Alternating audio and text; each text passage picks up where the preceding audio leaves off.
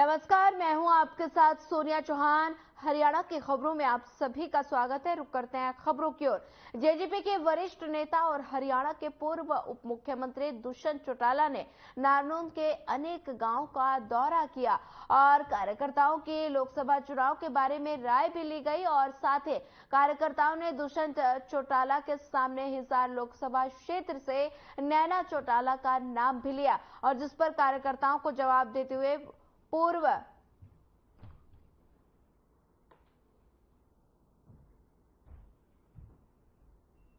बता दें कि नैना चौटाला हो सकती है उम्मीदवार। नारनौंद की ये तस्वीरें हैं जहां पर उप मुख्यमंत्री दुष्यंत चौटाला नारनौंद का उन्होंने दौरा किया और इस दौरान कार्यकर्ताओं से बातचीत भी की और साथ ही नैना चौटाला हो सकती है उम्मीदवार। साथ ही दुष्यंत चौटाला ने कहा बीजेपी अब नई कांग्रेस बन सकती है और साथ ही दुष्यंत चौटाला ने कहा कि कांग्रेस का ये आखिरी चुनाव हो सकता है। दुष्यंत चौटाला ने नारनौंद का दौरा किया। नैना चौटाला हो सकती हैं उम्मीदवार।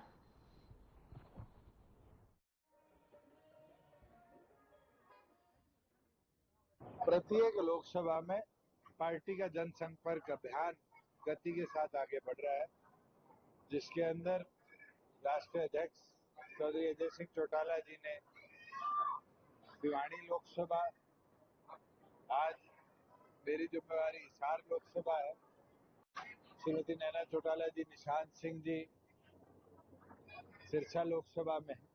इस प्रकार से प्रत्येक लोकसभा पार्टी का जनसंपर्क अभियान आज बढ़ाया जा रहा है और मैं मानता हूं कि 10 की 10 सीटों पर जननायक जनता पार्टी मजबूती से चुनाव भी लड़ेगी और आगे जीतने का भी काम। खबर फरीदाबाद से है जहां होली के दिन एक पिता ने अपनी बेटी को होली खेलने के लिए मना किया तो 16 साल की नाराज किशोरी घर से बिना बताए कहीं चली गई और जिसकी सूचना परिजनों ने पुलिस को दी और पुलिस लगातार किशोरी को ढूंढने में लगी है और परिजनों को आशंका है कि कहीं उनकी बेटी नहर में ना कूद गई हो और इसके लिए परिजनों ने पुलिस से मदद की गुहार लगाई। किशोरी को ढूंढने के लिए नहर की भी तलाशी ली जा रही है।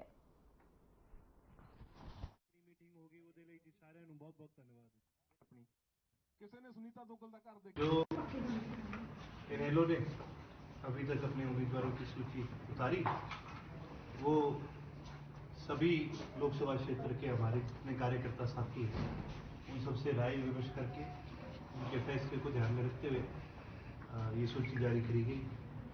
जो बाकी 8 और कैंडिडेट्स की हमने सूची अभी जारी करनी है, उनकी अभी लोकसभा लेवल पे मीटिंग चल रही है। हमारे कार्यकर्ताओं की आपस में मीटिंग चल रही है। हमारी लोकसभा की जो कमेटी है, जैसे ही वो रिकमेंडेशन किसी का नाम करेगी, उन नाम को ध्यान में रखते हुए उसके बाद आगे की सूची जो है उसको जारी करने का हम काम।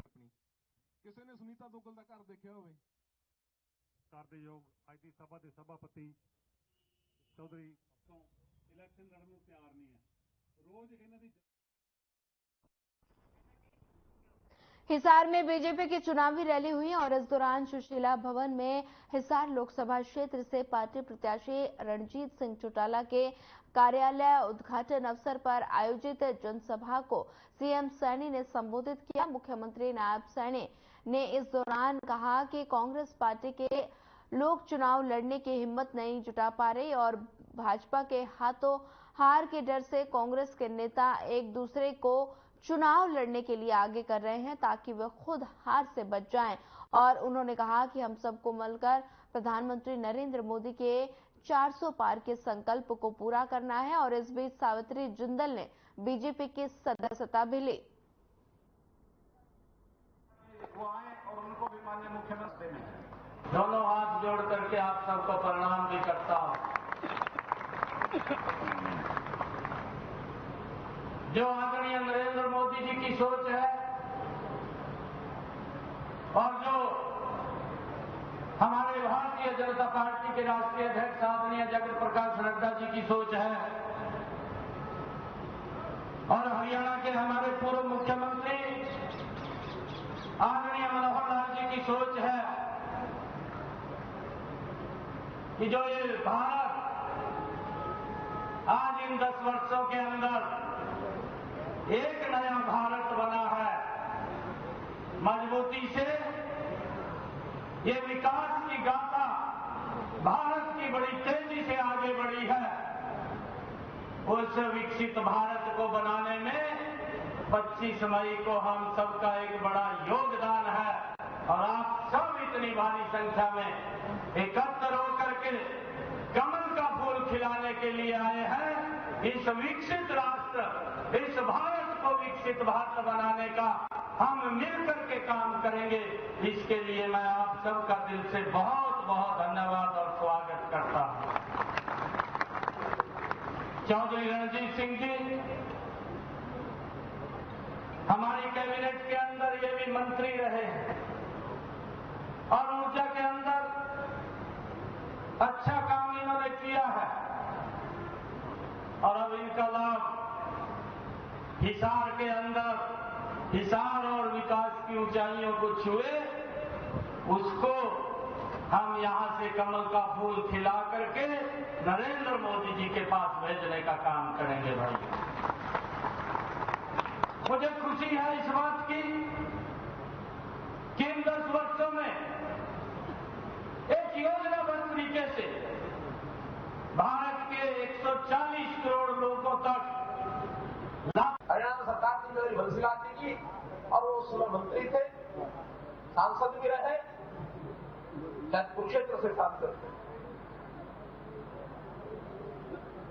और उसी परिवार का एक समस्त रोहतक में भी है। हमारे मनमोहन जी मंच पर बैठे हैं, चले गए हैं। मनमोहन जी फिर रहे हैं वहां अभी तक। इन दोनों श्रम परिवारों का शेख सिंह जी और शेखों की निगल जी एक बहुत बड़ा परिवार का ये भाग हिस्सा वो लगातार रहे हैं। 2 दिन पहले जैसे मैंने चौधरी रणजीत सिंह जी का बताया, उसी दिन एक परिवार का सदस्य जो अपनी एक विशेष भूमिका में देश में अपना काम करता है, परिवार का एक सदस्य पहले ये सांसद रहे 10 साल तक कुरुक्षेत्र से, भाई नवीन जिंदल, उन्होंने भी और पार्टी ज्वाइन की। संस्कृति से जीवन जीने वाले आदरणीय मनोहर लाल जी ने पूरे हरियाणा में विकास की गंगा बहाई।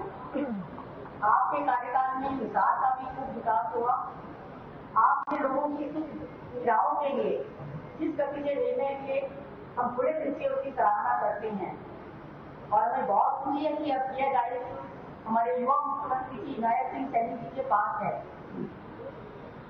आप दोनों में संग्राम और दृढ़ता को देखते हैं।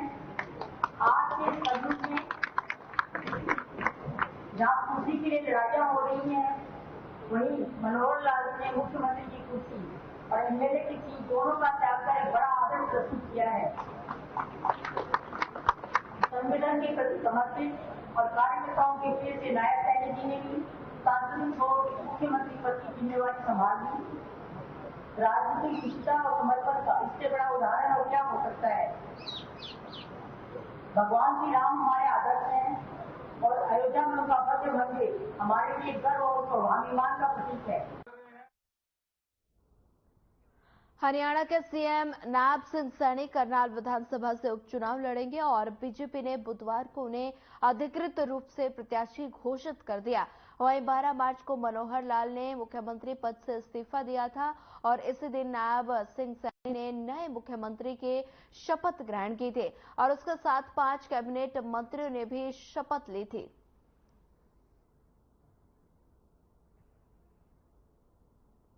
बता दें कि करनाल से बनाए गए हैं उम्मीदवार और बीजेपी ने अधिकृत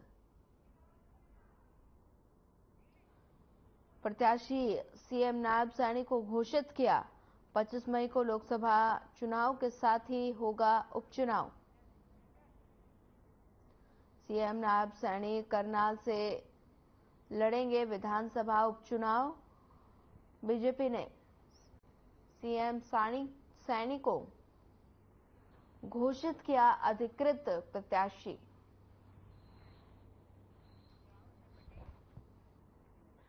रोहतक से बीजेपी प्रत्याशी और सांसद डॉक्टर अरविंद शर्मा ने इसी सीट पर राज्यसभा सांसद दीपेंद्र हुड्डा के मुकाबले चुनाव लड़ने पर अपनी टिप्पणी दी और उन्होंने कहा कि उन्हें घमंड बिल्कुल नहीं है, लेकिन वो चुनाव मजबूती के साथ लड़ने वाले हैं और फैसला रोहतक संसदीय सीट की जनता के हाथ में है। और डॉक्टर बता दें कि अरविंद शर्मा ने चुनाव प्रचार को गति देने के लिए पहली बार मैदान में उतरे थे। वहीं अरविंद शर्मा ने कहा कि कांग्रेस नेत्री सुप्रिया श्रीनेत द्वारा हिमाचल की मंडी सीट से प्रत्याशी कंगना रनौत के खिलाफ की गई अभद्र टिप्पणी की निंदा भी की और साथ ही श्रीनेत ने इस मामले में अफसोस जाहिर कर लिया है और पूरा देश इस बात की निंदा कर रहा है कि इस दौरान उन्होंने केंद्र के मोदी सरकार के समर्थन में जमकर कसीदे पढ़ते हुए कहा कि मोदी सरकार में महिला, बुजुर्ग, सैनिक, गरीब, किसान समेत हर वर्ग को सम्मान मिला है। देखिए, ऐसा है, टिकट मिलने के बाद माननीय प्रधानमंत्री मोदी जी, नड्डा साहब, अमित शाह जी, खट्टर साहब, नायब सैनी जी का धन्यवाद करने के लिए सारे साथी, जनता का प्यार, जनता का विश्वास, और उस विश्वास को हम और ज्यादा मजबूत करने के लिए लोगों से मिल रहे हैं, लोगों से पूछ भी रहे हैं। अंबाला से लोकसभा प्रत्याशी बंतु कटारिया ने हरियाणा के पूर्व गृह मंत्री अनिल विज पर बता दें कि उनके निवास स्थान पर मुलाकात की और इस बीच दोनों नेताओं के बीच चुनाव को लेकर चर्चा हुई। मुलाकात के बाद अनिल विज और बंतु कटारिया का बयान सामने आया। विज ने विपक्षी पार्टियों पर तंज कसते हुए कहा कि हमारे कार्यकर्ता हमेशा फील्ड में रहकर काम करते हैं, तो वहीं बंतु कटारिया ने कहा कि विज ने उन्हें आश्वासन दिया है कि यहां चिंता करने की जरूरत नहीं है और सभी कार्यकर्ता काम पर लगे हुए हैं।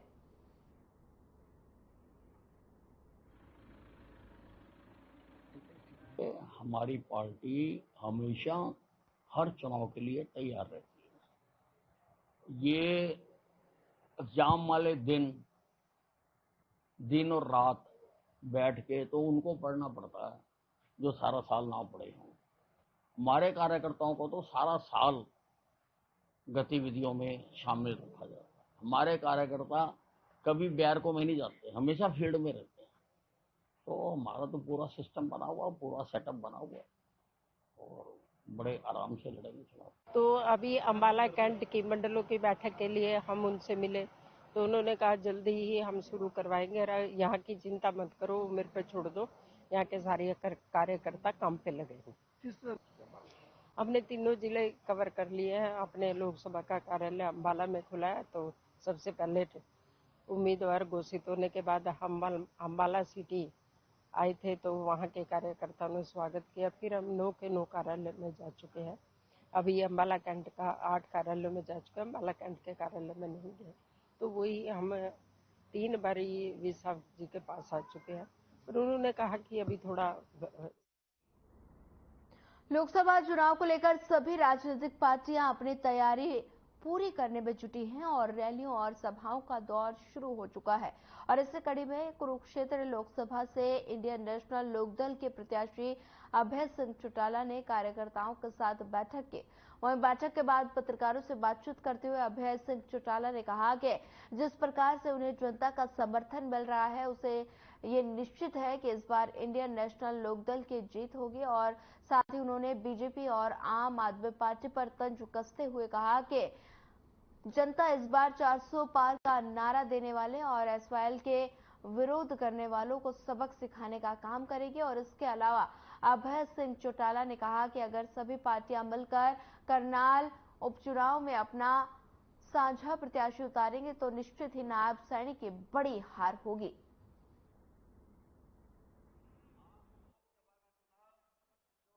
आपने कुरुक्षेत्र थाने से बंद कराने अगर आपने स्वयं देखा, थानेसर विधानसभा के कार्यकर्ताओं की बैठक थी, तो बैठक का स्थान निर्धारित किया गया वो छोटा पड़ गया। बहुत सारे साथी बाहर खड़े थे। हमारे कार्यकर्ताओं के हौसले बहुत बुलंद हैं और इंतजार कर रहे हैं कि कब 25 तारीख आए। ये 400 पार वाले हैं, इनको सबक देंगे। वहीं जो SYL का विरोध करने वाले लोग हैं उनको भी यहाँ से खाली हाथ लौटाने का काम है। कुरुक्षेत्र की सीट अब की बार इंडियन नेशनल लोकल पार्टी जीतेगी। युवा जो है, जो मेरे विधानसभा के सेशन के दौरान जो मुझे सुनते हैं, जो बात मैं प्रदेश के हितों की उठाता हूं, मुझे ये उम्मीद है कि बहुत सारे ऐसे साथी भी होंगे जो मुझे कभी नहीं मिले होंगे,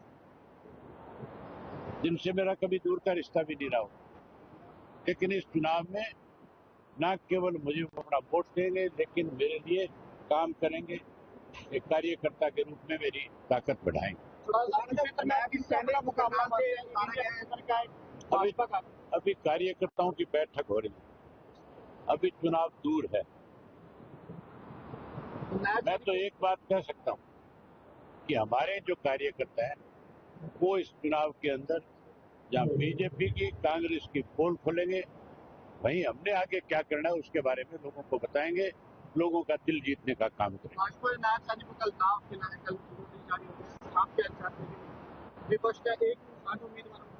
अगर एक उम्मीदवार होगा तो नायब हार जाएगा।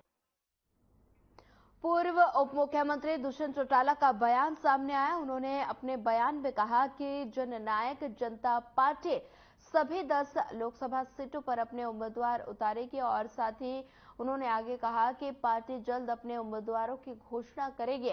और इस दौरान उन्होंने दुष्यंत चौटाला ने कांग्रेस पर भी जमकर निशाना साधा और कहा कि कांग्रेस के दिग्गज डरे हुए हैं, कांग्रेस का ये आखिरी चुनाव है। और इस दौरान उन्होंने कहा कि हरियाणा के लीडर ऑफ ऑपोजिशन का चुनाव नहीं लड़ने का ऐलान दर्शाता है कि उनके मन में अभी भी डर है। पार्टी की पीएसी की बैठक हुई थी और पीएसी की बैठक में राष्ट्रीय अध्यक्ष के नेतृत्व में यही निर्णय लिया गया कि सभी 10 लोकसभा सीटों पर जननायक जनता पार्टी मजबूत उम्मीदवार भी उतारेगी और मजबूती से उन सीटों को जीतने का भी काम करेगी। प्राथमिक तौर के जो स्क्रीनिंग है उस पर चर्चा हुई है और जल्द जो संभावित उम्मीदवार हैं उनके नामों की पार्टी घोषणा भी करने का काम करेगी। मेरा ये मानना है कि जिस तरह के प्रदेश के हालात हैं, प्रदेश की परिस्थिति को देखते हुए लोग बढ़ चढ़कर वोट भी डालेंगे और पार्टी के कार्यकर्ता जो भी जिम्मेवारी लेकर मैदान में उतरेंगे उनको जिताने का भी काम करेंगे। रोहतक से संजय कबलाना का नाम चल रहा है या कोई अन्य कोई भी उम्मीदवार हो इसका नाम चल रहा है, ये अभी प्रस्तावित करना मुमकिन नहीं है, मगर पार्टी के कई कार्यकर्ताओं के नाम हल्का लेवल की बैठकों से आए हैं और उसके ऊपर स्क्रीनिंग करके पीएससी अपना निर्णय लेगी। आपके परिवार से चुनाव लड़ने से मना किया है, कहा कि सुरजेवाला और किरण चौधरी।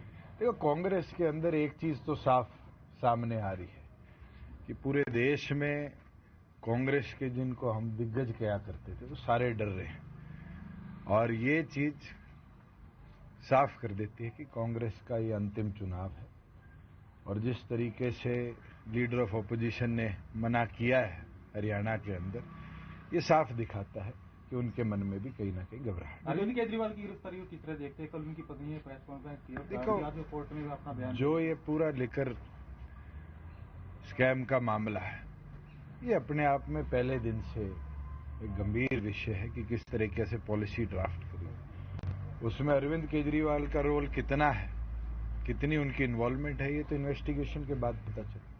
आपके परिवार से कौन कौन आ रहा है? राष्ट्रवाद सैनिक की कांग्रेस की तरफ से कौन चुनाव लड़ेगा? हाँ जी, तो पार्टी का नेतृत्व तय करेगा, मगर मैं ये जरूर बोल सकता हूं कि जिसको भी जिम्मेवारी मिलेगी कोई पीछे नहीं हटेगा। आपने ये कहा था कि रोहतक की सीट गठबंधन में आपके खाते में आ रही थी, जब आपने मना कर दिया तो क्या इसको ये ना माना जाए अब तो आप किसी कार्यकर्ता को भेंट चढ़ा रहे हो दीपेंद्र हुड्डा के सामने? यदि गठबंधन में मिल रही थी तब आप संजय कबलाना को दे सकते थे या किसी और को दे सकते थे। मैं आपको एक चीज स्पष्ट कह देता हूं ये अगर अलायंस में भी आती तो भी लड़ना पड़ता, आज भी लड़ना पड़ रहा है। क्या पार्टी पीछे हट रही है? और फायदा नुकसान की राजनीति ना चौधरी देवीलाल जी ने करी ना हमने करी। हमने ईमानदारी से 4.5 साल काम किया, प्रदेश की प्रगति के लिए काम, आगे भी करते रहेंगे। और एक विषय जो बारी बारी कई प्रेस के साथी कहते हैं और ऑपोजिशन के साथी भी कहते हैं,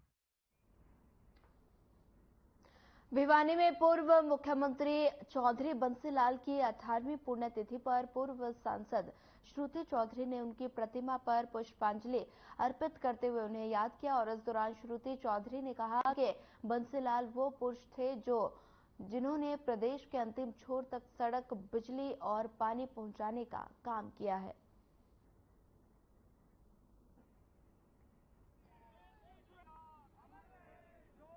इससे शर्मनाक बात हमारे लोकतंत्र के लिए नहीं हो सकती।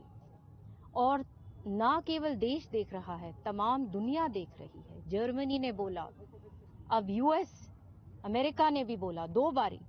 उन्होंने कहा कि उम्मीद है हमको भारत सरकार से कि चीफ मिनिस्टर के साथ न्याय हो और पूरा उनके साथ जो कॉन्स्टिट्यूशनली उनके साथ सही व्यवहार हुआ जाए। तो ये बहुत खतरे की घंटी से भी हम पार एक उस चीज को कर चुके हैं। और इस सरकार ने तो अति कर दी, जहां रातों रात चोरों की तरह। खबर चंडीगढ़ से है, जहां निर्वाचन आयोग ने चुनाव को लेकर निर्देश जारी किए हैं, जिसमें उन्होंने स्टेशन के बाहर टोल फ्री नंबर 1950 सीईओ और डीईओ कार्यालयों के टेलीफोन नंबर लगाए जाने के निर्देश दिए, ताकि मतदाताओं को किस प्रकार की अगर कोई समस्या आती है तो वो तुरंत उसकी सूचना प्रशासन को दे सके। उन्होंने सभी जिला निर्वाचन अधिकारियों को ये भी निर्देश दिए हैं कि सभी पोलिंग स्टेशनों पर सेल्फी पॉइंट तैयार किए जाएं और इसके अलावा युवा मतदाताओं को मतदान करने के लिए अधिक से अधिक प्रेरित किया जाए और इसके साथ ही मतदान करने के बाद क्यूआर कोड को स्कैन करके फोटो अपलोड करने के लिए भी प्रेरित करें। और उन्होंने निर्देश देते हुए कहा कि मतदान प्रतिशत बढ़ाने के लिए मतदाताओं को अधिक जागरूक करने के लिए ईसीआई और हरियाणा निर्वाचन कार्यालय द्वारा तैयार की गई वीडियो को स्थानीय केबल टीवी नेटवर्क के माध्यम से दिखाया जाए और ऑडियो को एफएम के माध्यम से प्रसारित किया जाए।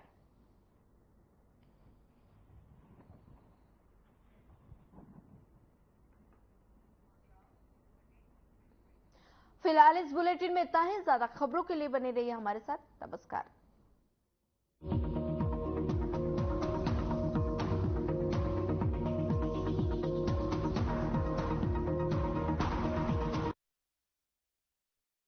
Hey, Mom!